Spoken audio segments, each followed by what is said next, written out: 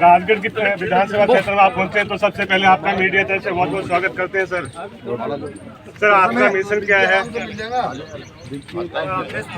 4 साल से हाँ सही है, थोड़ा सभी क्या 4 साल से राजस्थान की विधानसभा में मैं इस बात को रखता आ रहा हूँ कि राजस्थान के बेरोजगार युवाओं के साथ घोर अन्याय हो रहा है।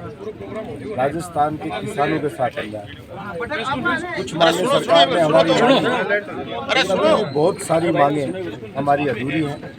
मैंने राजस्थान की विधानसभा में बताया कि 22 राज्य ऐसे हो गए जहाँ पर राजस्थान के एक भी जवान को नौकरी नहीं दी जा रही। उन स्टेट ने अलग अलग कानून बना के और वहाँ के स्थानीय जवानों के लिए सारी नौकरियाँ रिजर्व कर दी। तो मैंने ये कहा कि भाई जब वो नौकरी हमें नहीं दे रहे हैं तो राजस्थान का जो बेरोजगार है उसकी नौकरियों पे डाका डल रहा है।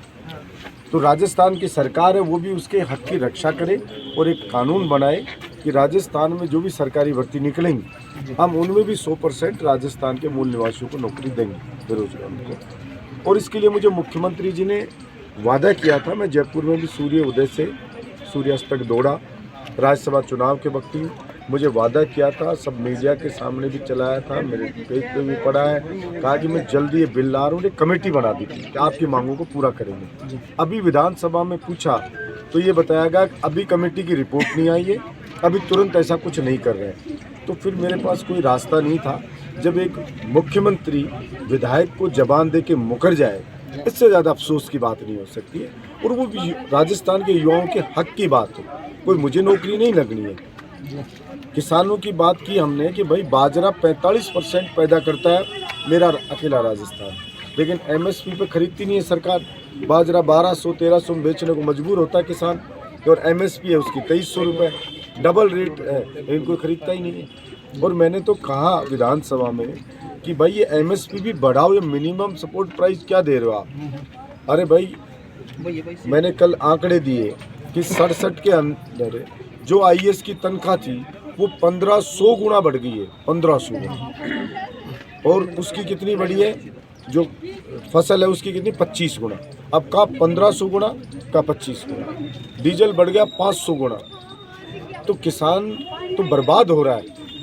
तो सरकार से यही मांग कि इन्हीं 14 सूत्री मांगों को लेकर, जैसे बहुत सी भर्तियाँ लंबित हैं, CHA वाले हैं, इंटर डिस्कॉम वाले हैं, थर्ड ग्रेड टीचर वाले हैं, क्यों नहीं हो रहे?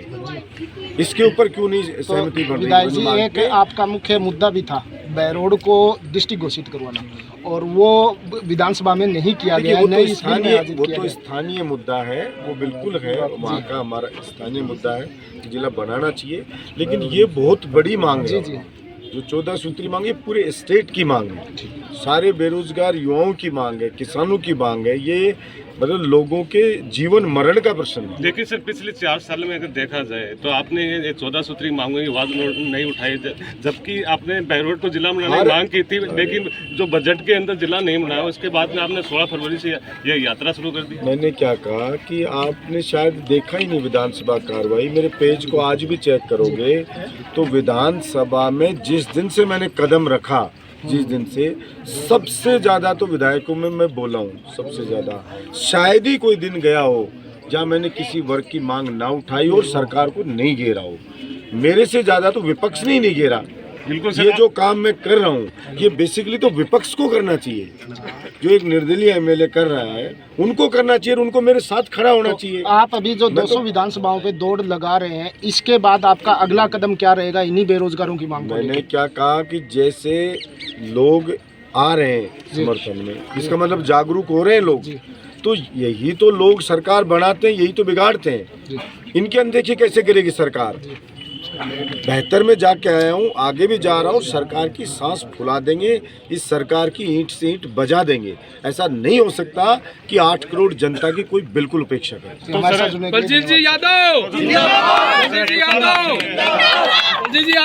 इंटर डिस्कॉम वाले हैं, थर्ड ग्रेड टीचर वाले हैं, जैसे भर्ती 16 वाली है, बहुत सी पड़ी है। रीट भर्ती 2016-18 जो है वो पिछले कई साल से लंबित चल रही है। रीट की 2016 की भी, 18 की भी, CHA की भी, ये NM 2013 भी, बहुत सी भर्तियाँ लंबित पड़ी हैं। तो उसके लिए आप क्या कदम उसके लिए सरकार को कहा कि भाई इनका निपटारा करो, इनको पूरा करो। इसको कई बार विधानसभा में इस मांग को रखी, लेकिन जब उनका सॉल्यूशन नहीं हुआ फिर कोई चारा नहीं था। एक फ्लोर होता है विधानसभा का, सड़क होता है जनता का फ्लोर। मैंने कहा मैं जाऊंगा 200 के 200 विधानसभा में काले कपड़े पहन के इसके विरोध स्वरूप जोड़ूंगा और वहाँ की जनता को जागरूक करूंगा और इस सरकार की आत्मा को झकझोरने का प्रयास करूंगा।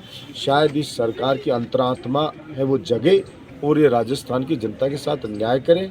यही जनता सरकार में बनाती है और जनता की उपेक्षा अगर कोई करेगा तो अंजाम भुगतना पड़ेगा। मैं राजगढ़ की धरती पे आज यहाँ पे सादुलपुर में पहली बार आया हूँ, जीवन में पहली बार आया हूँ। फिर भी इतनी संख्या में यहाँ पर युवा साथी मौजूद हैं, हमारी ये बहनें मौजूद हैं, बस 10 बुजुर्ग मौजूद हैं। इसका मतलब पीड़ा है इनकी। ये जो मेरी अकेले की मांग नहीं है सर, ये मांग राजस्थान के 36 कौम के बेरोजगार युवाओं की है, राजस्थान के किसानों के 8 करोड़ जनता की मांग है। तभी मैं 72 विधानसभा में जाके आया हूँ। पीछे सब जगह ऐसे हुजूम मिला है और मैं पहली बार गया हूँ 72 के 72 में। तो यही कारण, इसलिए सरकार को जनता की मांग को सीरियसली लेकर के राजस्थान का एक मुख्य मुद्दा ये है कि पड़ोसी राज्यों से जो महिलाएं विवाह करके यहाँ पे आ रही है, बिल्कुल उनको यहाँ पे आरक्षण, जो ओबीसी SC ST की जो महिलाएं विवाह करके यहाँ पे आ रही है, उनको यहाँ पे आरक्षण का लाभ नहीं मिल रहा है। जबकि विवाह के बाद जो महिला है वो अपने ससुराल की स्थायी निवासी हो जाती है। तो इसके ऊपर आप राजस्थान विधानसभा में क्या कदम उठाने वाले और क्या राजस्थान की विधानसभा में इस बात को भी मैंने कई दफा उठाया। सबसे पहले मैंने ही उठाया इस बात को जी कि भाई शादी होकर के आ गई यहाँ पे, अपना घर बस गया, उसकी डोली आती है और अर्थी वहीं से जाती है। जी। लेकिन आप उसको यहाँ पे उसका कह रहे हो कि साहब हम इसको माने ही नहीं जाते। जी, उसका सर्टिफिकेट ही नहीं थे, कास्ट सर्टिफिकेट बनाएंगे ही नहीं। मैंने कहा विदेश में जाने पर विदेश की नागरिकता मिल जाती है कुछ समय रहने पर, और यहाँ वो मरने तक रहेगी, फिर भी आप नहीं दे रहे हो। तो ये घोर अन्याय है। इन्हीं चीज़ों की तो लड़ाई है। रीट भर्ती को भी जो है सरकार लंबित पे लंबित किए जा रही है। बार बार 2016-18 रीट भर्ती है, इतने साल बाद भी लंबित जा रही है और 4000 के करीबन जो पद है वो खाली पड़े। तो सरकार की इस देरी के बाद आप अपना क्या कदम नेक्स्ट उठाने वाले? मैंने तो ये कहा है कि 5 लाख भर्तियां नहीं निकालो, केवल यही भर्तियां। भैया थोड़ा सा पीछे करियो। अर्जुन मलवा अलग अलग भर्तियों के लिए लड़ रहे हैं।